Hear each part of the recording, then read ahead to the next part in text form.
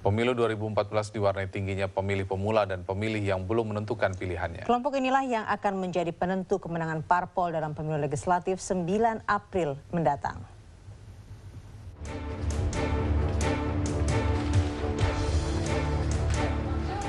Masa kampanye telah usai. Selama hampir 2 pekan, publik mendapat tebar pesona dan janji dari partai dan calon anggota legislatif. Pertanyaannya, partai mana saja yang akan berhasil merayu rakyat untuk memilih caleg-calegnya pada tanggal 9 April 2014 nanti? Berbagai hasil survei jajak pendapat menyatakan Golkar dan PDIP yang akan bersaing memperebutkan posisi pertama dan kedua peraih suara terbanyak. Namun itu baru kata survei. Persoalannya adalah dalam pemilu nanti jumlah pemilih pemula persentasenya cukup besar, yaitu sekitar 20 hingga 30%. Nah, kelompok ini masih belum jelas dalam menentukan parpol mana yang akan dipilih nanti. Akibatnya proyeksi pemenang pemilu menjadi tetap belum pasti. Tidak heran jika dalam 3 kali pemilu setelah era Orde Baru, pemenang dalam pemilu legislatif selalu berbeda. Lantas, siapakah parpol yang berhasil mengambil hati ribuan pemilih pemula tersebut? Kita tunggu saja Rabu pekan depan.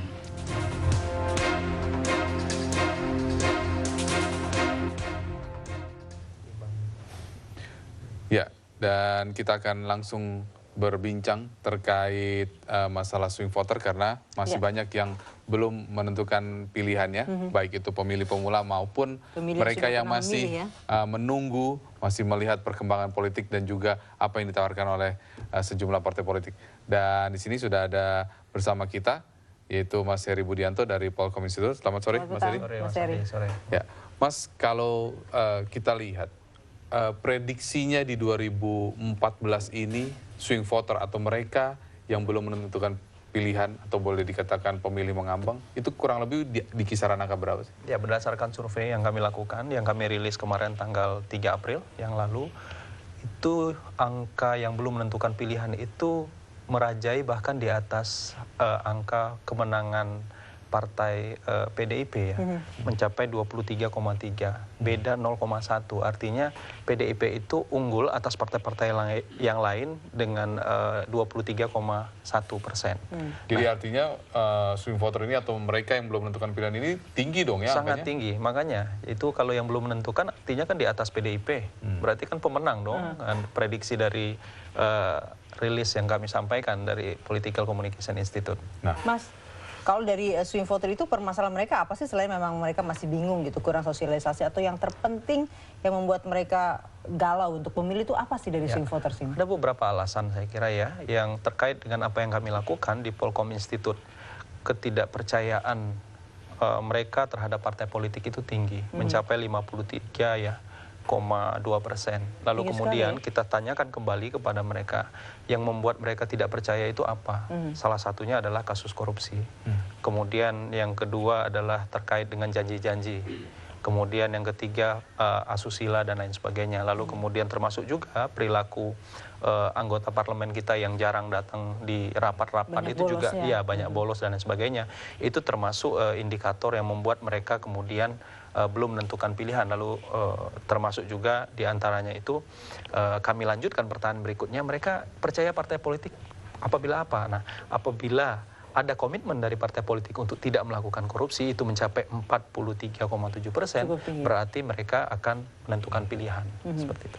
Jadi isu korupsi yang memang masih atau poin korupsi yang memang masih ditunggu oleh mereka ya? Ya, saya kira memang itu ya. Ini yang menjadi tantangan bagi partai politik dalam beberapa hari ke depan gitu, membuat semacam komitmen yang kuat kepada publik pemilih. Karena kita tahu bahwa pemilih-pemilih ini kan rentang, ini lebih banyak pada pemilih-pemilih yang rentang umur antara 17 sampai 29 tahun, yang mencapai mereka itu jumlahnya 53 juta lebih ya, saya kira. Nah, ini yang penting, karena kalau ini tidak digarap, artinya partai politik gagal. Nah, ini makanya keberhasilan kemenangan partai politik di 9 April yang akan datang, bagaimana kemudian mereka memanage para pemilih-pemilih yang belum menentukan pilihan, termasuk yang putus asa, termasuk juga yang bingung, yang belum menentukan pilihan itu kan karena mereka tidak mendapatkan informasi yang utuh dari caleg. Lalu juga kami temukan alasan mereka belum menentukan pilihan adalah karena tidak ada program yang jelas yang disampaikan.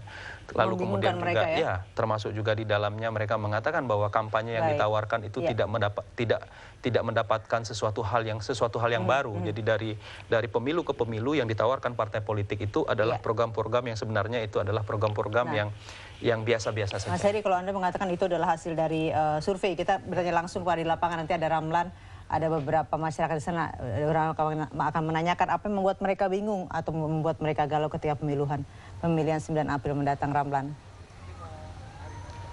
Baik Sinta Ardi dan juga pemirsa, memang 3 hari lagi jelang pemilihan legislatif 2014 dan memang beberapa masyarakat ada yang sudah tercantum namanya di DPT dan ada pula yang belum.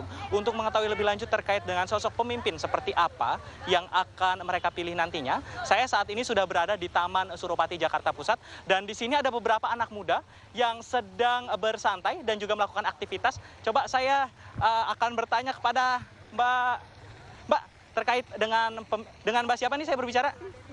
Sisi. Mbak Sisi sudah tercantum namanya sebagai DPT? Belum, soalnya masih di bawah umur. Oh, masih di bawah umur. Oke, maaf. Coba saya akan beralih ke yang sebelah sini dengan Mbak siapa? Devara. Devara, terkait dengan DPT, apakah nama Mbak sudah tercantum dalam DPT? Alhamdulillah udah. Sudah. Rencananya di tanggal 9 April akan memilih sosok pemimpin seperti apa? Pemimpin yang bertanggung jawab pastinya. Dan yang pastinya bisa ngerubah Indonesia jadi lebih baik. Terus mau pedulilah sama rakyatnya yang ya tarafnya menengah ke bawah. Oke, terima kasih banyak atas waktunya. Silakan melanjutkan aktivitas. Dan pemirsa, saya akan coba bertanya kepada beberapa orang lagi. Pemirsa, selamat sore. Dengan Mbak siapa nih? Dengan Feni. Mbak Feni. Terkait dengan pemilu di 9 April mendatang, apakah nama Mbak sudah tercantum dalam DPT? Belum. Tapi Mbak punya KTP Jakarta kan? Punya. Rencananya akan memilih nggak kalau misalnya bisa? Mau sih datang bawa KTP gitu. Sosok pemimpin seperti apa yang Mbak idamkan untuk menjadi seorang pemimpin di 2014? Yang bisa bikin negara ini aman sih sebenarnya. Gimana ya? Bebas macet. Bebas macet mah kalau itu Jakarta ya. Ya paling yang lebih berwibawa juga, yang bisa mimpin negara ini deh. Terima kasih banyak atas waktunya. Saya akan bertanya kepada salah satu orang lagi. Sebentar ini yang sedang bermain musik. Selamat sore, dengan Mas siapa nih? Billy. Mas Billy, terkait dengan 9 April mendatang, apakah Mas Billy sudah memiliki atau sudah tercantum namanya dalam DPT? Belum tercantum, tapi punya KTP Jakarta? Punya. Nanti rencananya tanggal 9 April apabila bisa memilih, akan memilih? Tidak. Kenapa Mas? Pertama, ya ini sebagai sebuah preferensi politis dalam perpolitikan di Indonesia, saya merasa bahwa para calon yang diusung berikut juga dengan partai yang dengan berbagai idealismenya, menurut saya belum bisa menjawab kebutuhan Indonesia, menurut saya. Terima kasih banyak Mas atas waktunya. Baik pemirsa, memang terkait dengan pemilu pada tanggal 9 April mendatang, banyak masyarakat yang sudah menentukan pilihan dan belum menentukan pilihan pada pemilihan legislatif di 2014 ini. Dan memang pada tanggal tersebut kita akan memilih siapa saja pemimpin yang akan masuk ke dalam kursi-kursi di parlementer atau bisa dikatakan dalam kursi legislatif. Sekian yang dapat saya kabarkan kepada Anda pemirsa. Kembali ke studio. Terima kasih Ramlan melaporkan langsung dari Taman Suropati, Menteng, Jakarta Pusat. Ya, Mas Heri, kalau kita lihat tadi, mereka banyak juga yang masih belum menentukan pilihan. Ada juga yang tidak terdaftar tapi sebenarnya ingin memilih. Nah, apakah para swing voter ini itu benar-benar melihat apa yang ditawarkan oleh partai politik atau ada faktor lain? Misalkan, ya mohon maaf, kita tahu mereka biasanya tanggal 8 malam itu tidak tidur, nunggu ada yang ngetok, ada yang guyur, baru deh mereka menentukan pilihan besok ya. Ya, ini yang saya katakan tadi Mas, bahwa partai politik kita itu tidak melihat ada segmen pemilih yang sangat besar jumlahnya, mencapai 53, bahkan ada data juga kalau kita compare dengan teman-teman, 53 itu sampai 60 juta. Artinya apa? 2 kali jumlah itu dari kemenangan Partai Demokrat tahun 2009. Itu rentang umur 17 sampai 29 tahun. ini menggarapnya berbeda. Sementara coba kita perhatikan pola-pola kampanye yang dilakukan oleh partai politik itu adalah pola-pola kampanye yang masih sangat konvensional. Iya kan? Artinya apa? Mereka kampanye di lapangan terbuka, tidak lebih dari show of force kan. Dan ini tidak masuk kepada Tidak mengena terhadap mereka. Sementara mereka ini kan orang-orang yang termasuk tidak dalam tanda petik ya, mereka dengan politik itu perlu melakukan sebuah pendekatan. Artinya partai politik perlu membuat strategi khusus untuk melakukan pendekatan karena mereka kan tidak pernah banyak masukan, banyak informasi terkait dengan politik. Beda ya.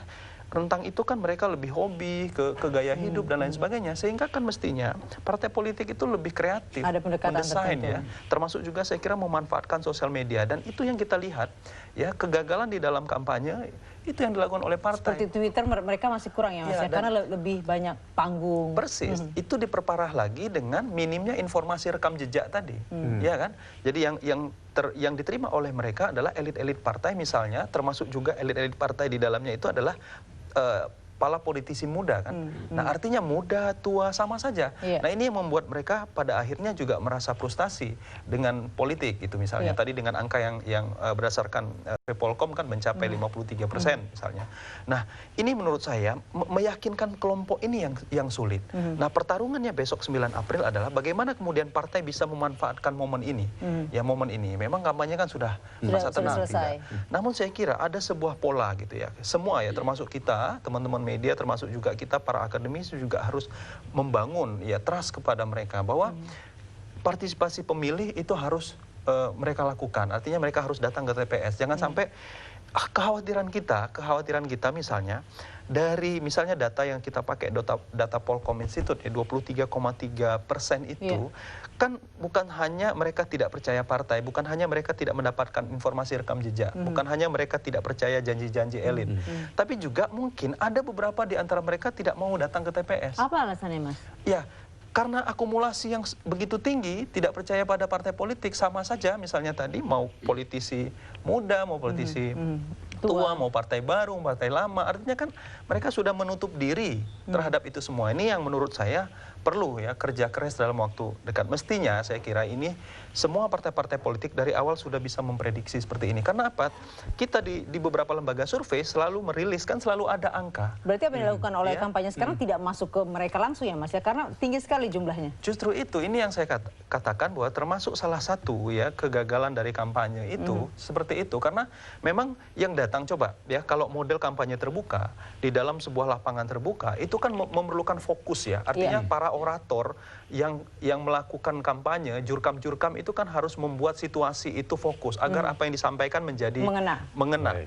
Tapi kenyataannya kan tidak seperti itu. Model komunikasi publik seperti itu kan sulit sekali. Lebih banyak janji. Kita nanti akan bahas soal komunikasi publik itu, bagaimana cara berkampanye yang baik, yang kemudian mengena sehingga kemudian swing voter, golput bisa ditekan. Kita akan bahas itu usai kemenangan azan maghrib untuk wilayah DKI Jakarta dan sekitarnya berikut ini.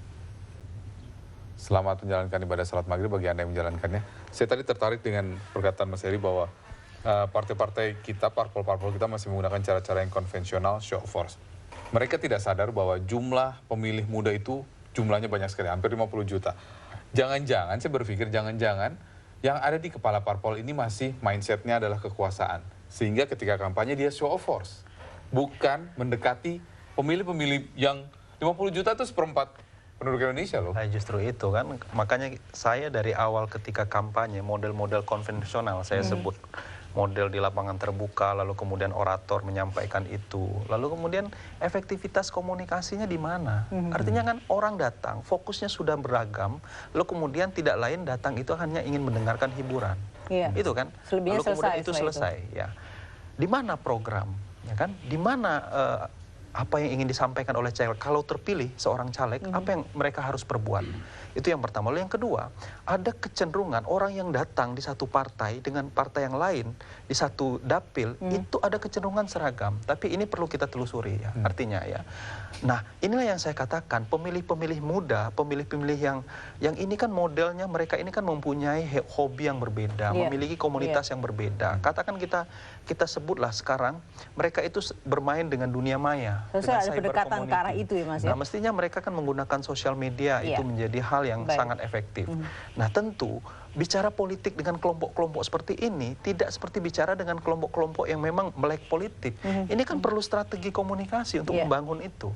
Mereka kalau kita langsung tanyakan, kita sampaikan misalkan, pilihlah saya, ini partai saya, ini janji saya, mental.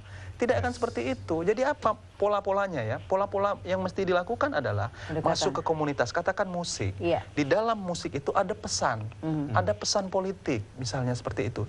Jauh lebih efektif. Jadi tidak bisa juga, ini yang saya katakan, karakteristik pemilih ini mestinya disadari oleh partai dari awal. Nah, itu dia Mas, apa yang membuat tidak bisa move on gitu partai dengan apa kampanye dari 2009 sampai 2014, tapi dijawabnya nanti Mas, karena kita harus sejenak. Kita kembali sesaat lagi di Dialog Kabar Petang.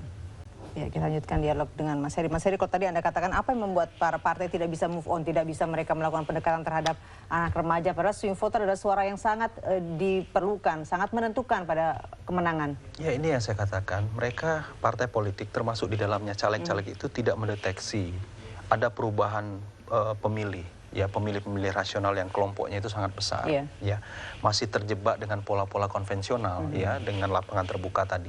Mestinya apa? Mereka menyasar pada komunitas-komunitas, komunitas hobi. Sekarang pemilih-pemilih muda kita selain cerdas, mereka fokus pada satu bidang. Mereka memainkan isu-isu misalnya lingkungan, mereka memainkan isu-isu perubahan iklim, Iya. dan itu kalau caleg mampu menembus, itu akan dibantu Kalau oleh mereka akan melihat ya, komunitas itu. ini yang perhatian, ini Iya. yang bisa maju. Artinya apa ya? Artinya kalau memang seorang caleg mampu menembus pada komunitas itu, tidak hanya dalam komunitas tersebut mereka akan bantu, mereka akan sampaikan caleg X Si A. partai dari partai Y itu peduli terhadap misalnya Hari Bumi yang sebentar lagi akan terjadi. Artinya apa? Itu akan menyebar melalui media sosial. Iya. Dan ini dampaknya luar biasa. Media sosial dianggap efektif untuk saat-saat ini. Karena kan mereka bermainnya pada ranah itu. Tapi masih sedikit Mas yang menggunakan itu. Ya kalau kelompok-kelompok yang misalnya saya katakan seperti ini, kan kita harus pahami dari gini, dari dapil itu kan mestinya seorang caleg udah tahu karakteristik pemilih. Kalau dia dapil Jakarta, Seperti apa? karakteristik pemilihnya, mereka mestinya kan sudah paham. Menggarap pemilih-pemilih seperti Untuk ini langsung mengarah harus ya, menggunakan tepat sasaran. media-media campaign seperti ini.